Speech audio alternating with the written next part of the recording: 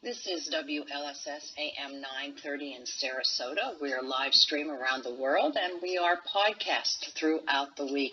And as you know, a regular feature on the Radio Rabbi program is our feature called The People of the Book. And of course, we Jewish people are known as the people of the book, and that's one of the reasons why I like to bring authors on our program, especially an author who has written a book that is so fascinating. It was a page turner for me, one that I could not put down. The book is called Blind Vision, and the author is Vivian Kaplan, and I have her on the line with me this morning. Good morning, Vivian. Hello, Rabbi Barbara. Hello, good morning. Your book, Blind Vision, I'm going to recommend right now to all of our listeners, if you read only one Judaic book on a Judaic theme this year, I'm recommending to you that you read this historical novel called Blind Vision about the B'nai Anusim. And those of you who know me and who listen to the program know that my roots go back to Spain during the time of the Inquisition and the expulsion of the Jews from Spain. And that is the topic, our main theme of Vivian's book. Vivian, tell us a little bit about the story. This is actually written as a story within a story. I have two separate characters and two separate stories which eventually do intertwine.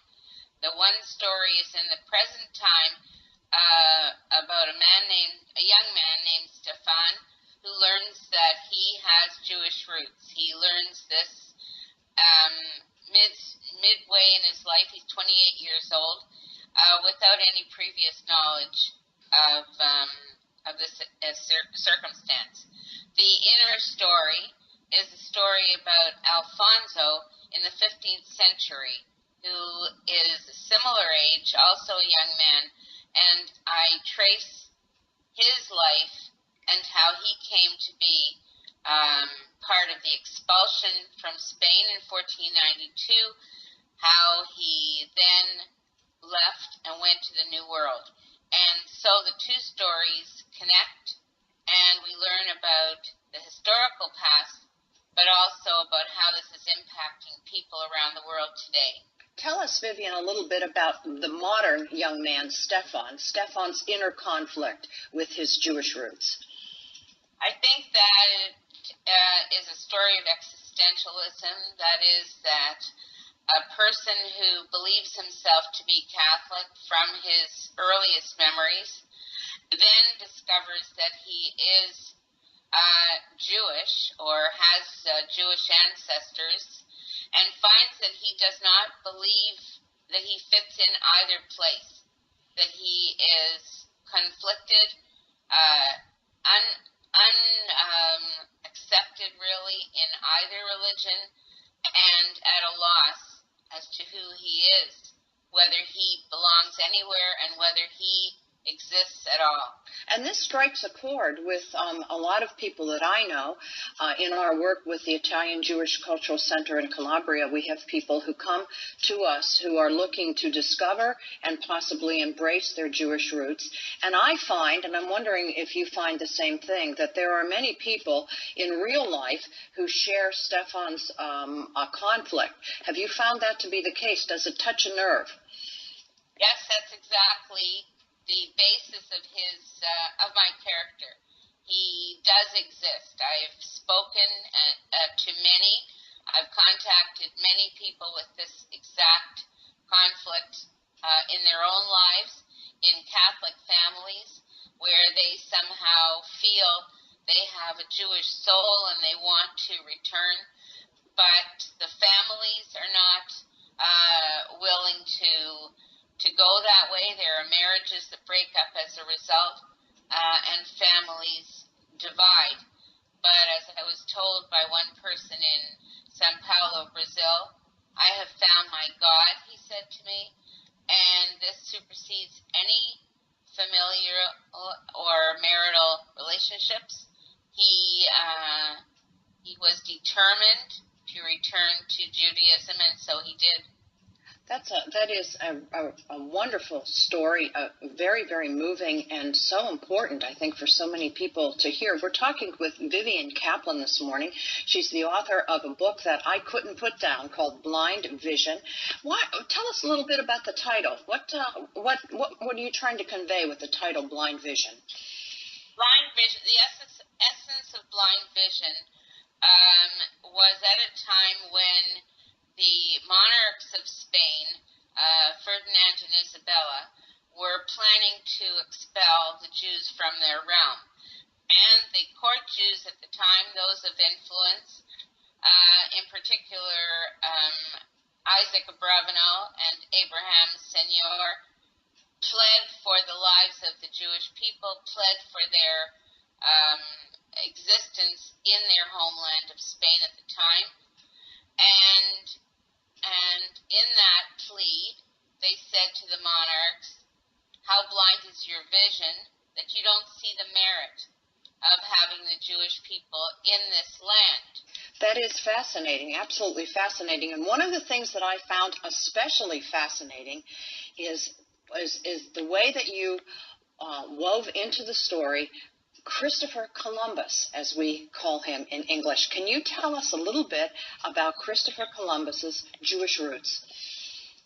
I didn't expect to find what I did. I discovered that in 1492, on the precise day of expulsion, was the day that Christopher Columbus in English and Cristobal Colon in Portuguese set sail, the precise day and time, set sail for the New World. On board, he took as many Jewish people as he could, although they had to quickly convert to Catholicism by the edict of the monarchs. He left, and he wrote many letters back to his sons and to other dignitaries in Spain, and I discovered his signature at some point in my research. This threw me for a loop. I didn't really anticipate that he had a different name than the one that is known, that his name was actually Salvador Fernandez Zarco, Zarco being a Jewish name, that his mother was a Portuguese Jewish woman, and her father, Admiral Zarco, established a synagogue in Porto Santo. He was an explorer himself. So the roots are there, as well as the signature, which is convoluted and points to all the details of him being Jewish. He also, in the top left-hand corner of his letters, put a squiggle, which could only be Baruch Hashem. This is done by only Jews. There are no other peoples who would do that kind of thing, but he was a crypto-Jew in fear for his life at the time, and that is why he had to devise such a complicated ruse to conceal it. We are talking with Vivian Kaplan, the author of Blind Vision, wrote a wonderful book that I recommend to all of our listeners, and it has to do with a young man, a modern young man by the name of Stefan, who discovers his Jewish roots and all of the things that happen as he goes back looking into his ancestry, an ancestry that also includes a contact with Christopher Columbus. Before we go, Vivian, I'd like to ask you one final question. How has this book impacted people that you've met, and how has it made an impact on you as well?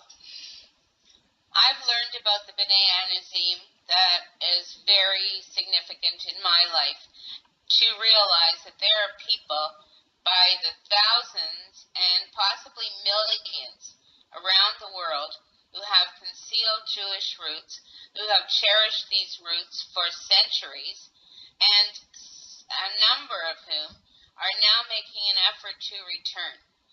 This has been a significant impact on my life, and as I've spoken to them singly, I've discovered that they are eager to tell the story.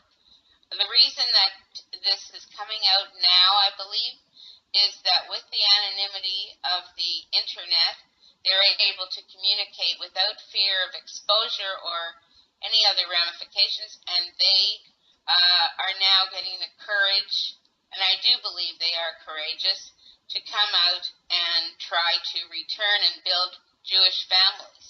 Well, we consider you very courageous, Vivian, for a wonderful book that you've written. And I know that in my own studies of the Enosim, the historical accounts are very, very important, but oftentimes hard to plow through.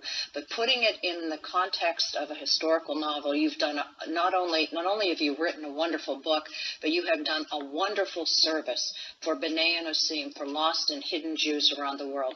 Thank you so much for joining us this morning on the Radio Rabbi program. Thank you.